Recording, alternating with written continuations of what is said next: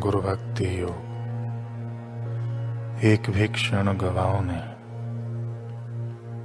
जीवन थोड़ा है, समय जल्दी से सरक जाता है। मृत्यु कब आ जाए कोई पता नहीं। उठो, जागो, तत्परता पूर्वक आचार्य की सेवा में लग जाओ। आचार्य की सेवा में डूब जाओ।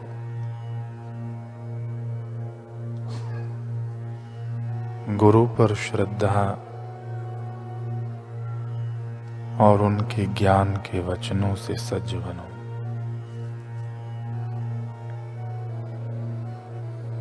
आध्यात्मिक मार्ग तीक्ष्ण धार वाली तलवार का मार्ग है।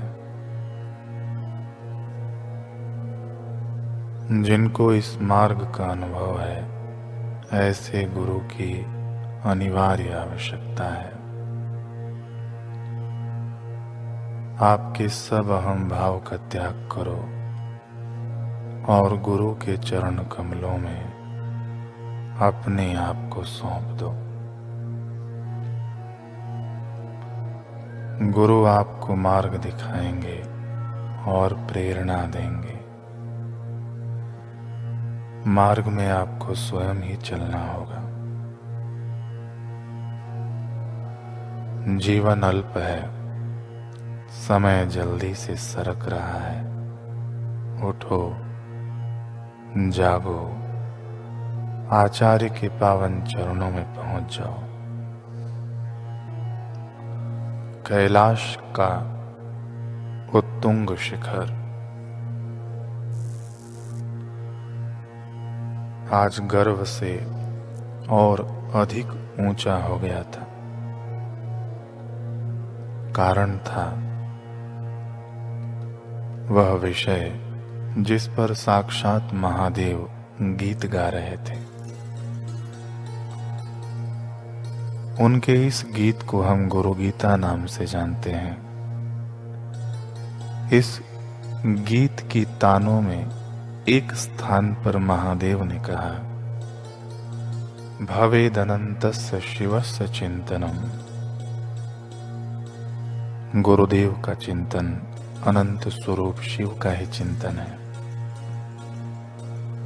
अत्रिनेत्रः शिवः साक्षात् श्री गुरु कथितः प्रिय। हे प्रिय, गुरुदेव त्रिनेत्र रहित प्रत्यक्षतः शिव ही हैं। वास्तव में तो गुरु महाशिव से भी अधिक महती सत्ता है। कारण क्योंकि महादेव तो केवल सृष्टि या प्राकृतिक शक्तियों के ही लय विलय का दायित्व निभाते हैं, परंतु गुरुदेव तो एक शिष्य के मन के कुविचारों और कुसंस्कारों के संहारक हैं। उनके जीवन में शवत्व से शिवत्व का संचार करते हैं।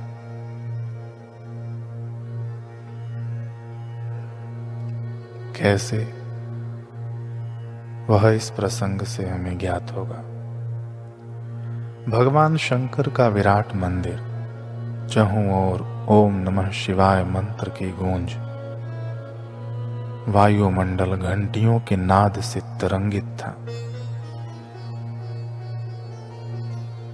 मंदिर के परिसर में एक छोटे से बालक ने प्रवेश किया। उसके संग थी उसकी माता मुक्ताकेशी। बालक का पूरा नाम था श्यामाचरण लाहिड़ी। मंदिर की पवित्र सुरभि से श्यामा अभिभूत था।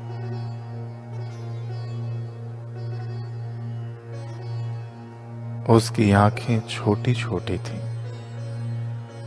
परंतु जिज्ञासाओं की कुंड थी। वह मंदिर की स्थूलता में सूक्ष्मता को ढूंढ रहा था। दृश्यों में अदृश्य को भांप रहा था।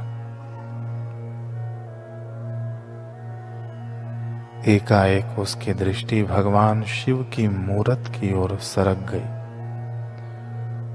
अनुपम आकर्षण ने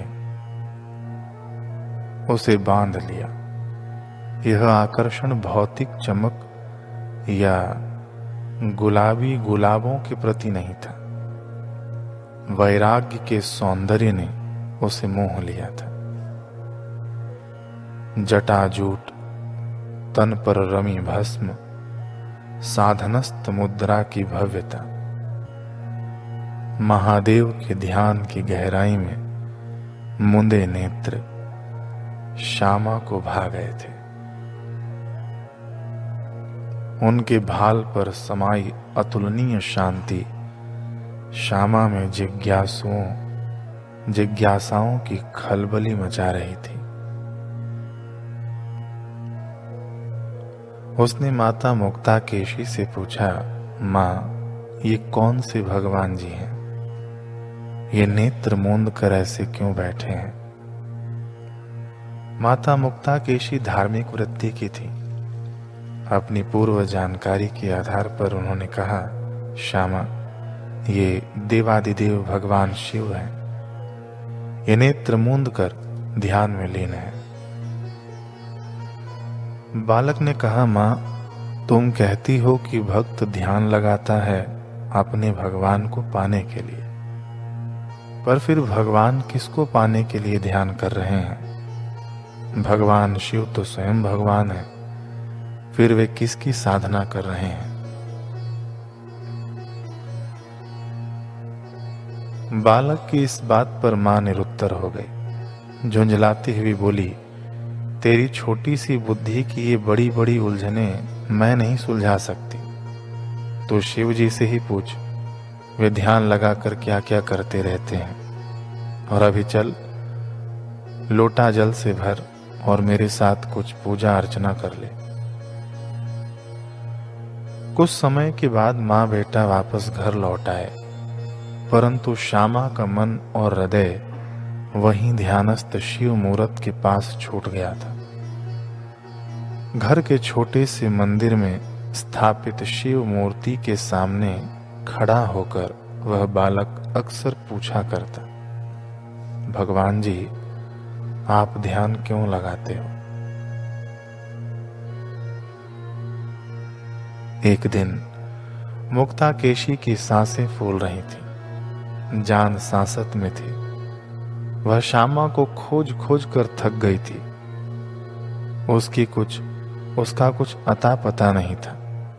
उसके सारे मित्रों के घर आंगनों में वह फेरी लगा आई थी, परंतु श्यामा कहीं नहीं मिला। दोपहरी के बाद श्यामा मिला, मगर किस स्थिति में? गांव के एक सुनसान क्षेत्र के एक वृक्ष की छांव में ध्यान की अवस्था में बैठा हुआ। अपनी देह पर उसने मिट्टी मली हुई थी, नेत्र मुंदे हुए वह गहनता में लीन था। गजब का स्वरूप था उसका, इतना दिव्य और इतना भव्य। माता मुक्ताकेशी तो ठगी सी रह गई। विचारों की विद्युत उसके मानस में कौंध पड़ी। हाय राम, जिस आयु में बालक मिट्टी में खेलते हैं, कपड़े सनते हैं, उसमें यह श्यामा मिट्टी को भभूति की तरह तन पर रमाकर बड़े बड़े सन्यासियों जैसे ध्यान कर रहा है। चौकड़ी मारकर, रीढ़ तानकर ऐसा अडोल बैठा है मानो साक्षात शिव की प्रतिमा हो। सच अद्भुत है मेरा श्यामा। कुछ क्षणों के बाद श्यामा ने आंखें खोली। मुक्ताकेशी उसके समीप ही बैठी थी। पहले शब्द जो श्यामा के मुख से झरे वे थे, मां, मैं जान गया शिव ध्यान लगाकर क्या करते हैं।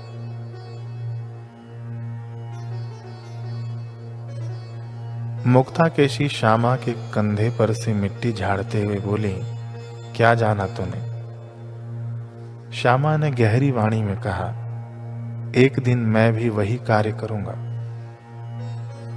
मुक्ताकेशी ने कहा, ऐसा क्या करते हैं शिव और ऐसा क्या करना है तुझे जो शिव करते हैं? श्यामा मौन रहा। उसके स्वर गहन तंद्रा में खो गए। शायद उसकी चेतना को दिव्य रहस्य खोलना अभी मंजूर नहीं था। पर आगे चलकर स्वयं समय ने सकल समाज को इन सवालों का जवाब दिया।